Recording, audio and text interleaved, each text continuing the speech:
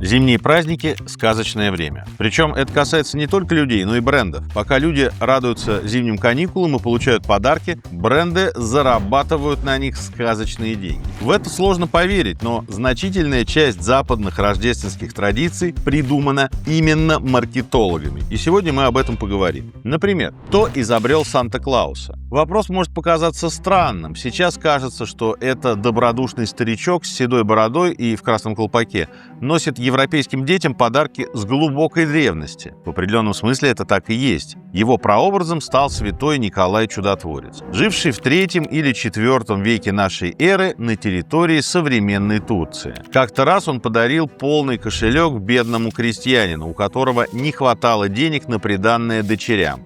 Так и появилась традиция. Но вот в современном виде эта история довольно поздняя. Первое упоминание имени Санта-Клаус – это 1822 год. Знаменитое стихотворение американского писателя Клемента Мура «Ночь перед Рождеством». Первое изображение Клауса – это 60-е годы XIX века. Их сделал иллюстратор по имени Томас Наст. А современный облик Санты – это вообще 1930-е, и благодарить за него стоит компанию Coca-Cola. К началу 30-х Кола активно продвигала свой бренд в зимние месяцы. Стояла задача создать теплый и уютный образ. Для этого был приглашен художник шведского происхождения Хедден Сандблом. Именно он и придумал розовощекого улыбчивого старичка с белой бородой. Первая реклама с Санта-Клаусом появилась накануне Рождества 1931 года в журнале Saturday Evening Post, а потом разошлась по крупнейшим печатным изданиям Америки. Следующие 30 лет Сандблом рисовал к каждому Рождеству новую картину с Санта-Клаусом. Вначале он использовал в качестве модели своего друга, бывшего торгового агента, а после его смерти рисовал сам себя, глядя в зеркало. Превращать этот образ в канонический никто и не планировал. Это произошло как-то само собой. Уж очень удачный получился Санта. Кстати, существует распространенная версия, что красную одежду с белыми элементами Клаусу тоже выдали благодаря Коле, но это не совсем так. Официально это отсылка к красным епископским одеяниям самого святого Николая. Ну а то, что брендовые цвета совпали, так это просто повезло. Тем не менее, можно предположить, что если бы за Сантой изначально стояла не Кола, а Пепси, подходящая отсылка синего цвета тоже нашлась бы без проблем. Через 60 с лишним лет Coca-Cola создала еще одну рекламу-шедевр, без которой несколько поколений по всему миру сейчас не представляют Рождество и Новый год. В 1995 году на телеканале ABC выходит рекламный ролик «Holidays are coming», в русском варианте известный своей музыкальной дорожкой со словами «Праздник к нам приходит». Ролик многие наверняка знают наизусть. Там грузовики с логотипом Coca-Cola едут по снежным дорогам, символизируя приближение Рождества. Поскольку красный к этому моменту окончательно закрепился как цвет зимних праздников, объяснять, почему фуры красные, уже не требовалось. Их дополнили яркими огнями, чтобы добавить волшебства, а зимние пейзажи намеренно сделали похожими на канонические рождественские открытки. На бортах грузовиков нарисовали того самого Санту работы Сандблома.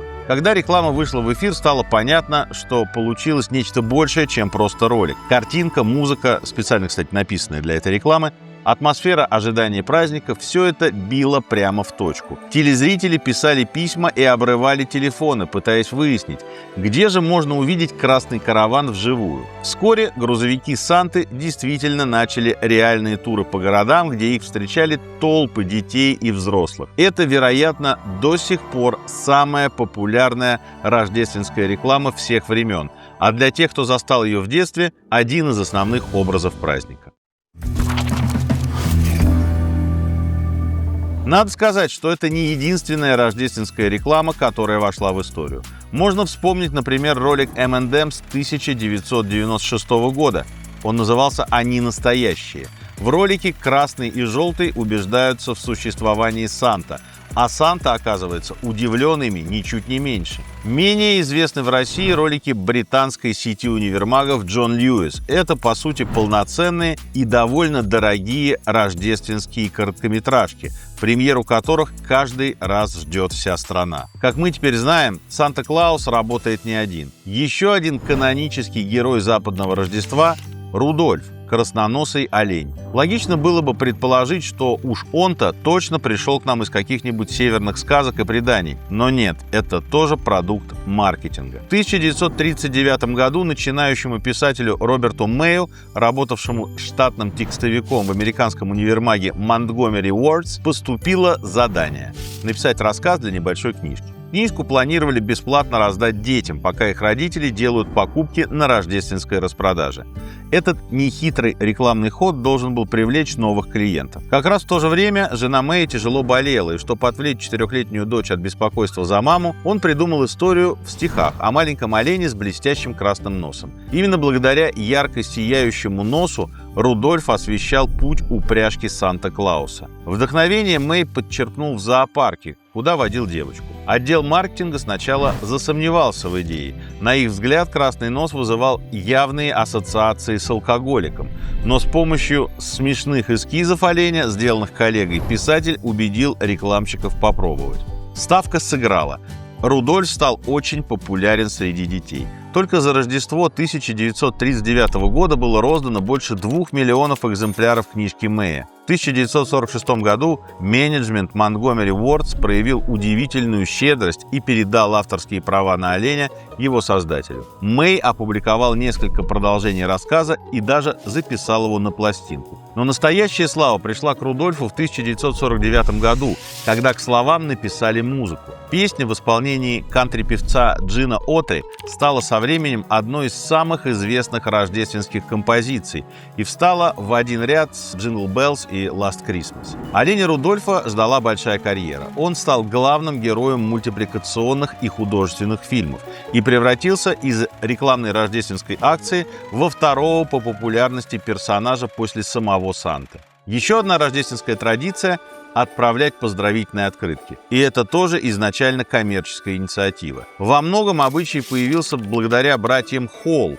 основавшим в 1910 году компанию под названием Hallmark. Именно они начали массовое производство поздравительных открыток. Холлы первыми стали использовать стандартный размер 148 на 105 мм со сгибом посередине. Это была важная деталь. До них многие стеснялись писать на открытках о личном. Складной вариант решал эту проблему. Постепенно открытки стали ценным праздничным сувениром и предметом коллекционирования. На некоторых размещались рисунки великих художников, включая Пикассо, Сезанна, Гогена и Ван Гога. А Сальвадор Дали создал для Hallmark специальную рождественскую серию, которая за счет своей скандальности моментально стала бестселлером. Вторая рождественская инновация братьев Холл – оберточная бумага, которую они придумали совершенно случайно. В канун Рождества 1917 года у них внезапно закончилась обычная обертка. Пришлось использовать бывшие под рукой полосы цветной бумаги, закупленные для изготовления конвертов. Покупатели оценили экспромт, и уже в следующем году компания начала производство декоративной бумаги, без которой мы сегодня не представляем себе новогодние подарки под елкой. Hallmark стоит благодарить и за канонические рождественские фильмы. Маленькая компания братьев Холл за 20 век разрослась. Теперь у нее есть несколько телеканалов. По ее заказам снимается кино, жанр которого в Америке так и называют – холмарковский фильм. Сюжет у такого фильма всегда плюс-минус один. Сильные и независимые герои разрываются между карьерой с одной стороны и праздничным семейным уютом с другой. В конце концов, они, конечно, выбирают уют, учатся заново любить Рождество и отправляются гулять среди ярко освещенных витрин. Затейливо украшенные витрины – это тоже относительно недавнее нововведение. Традиция пошла из Нью-Йорка. Считается, что первая в мире рождественская витрина с манекенами была создана в 1874 году для универмага Macy's на 6-й авеню в Нью-Йорке. Основой для экспозиции стали сцены из достаточно мрачного романа «Хижина дяди Тома», рассказывающего о положении рабов в США до гражданской войны. Довольно быстро витрины Macy's стали городской достопримечательностью.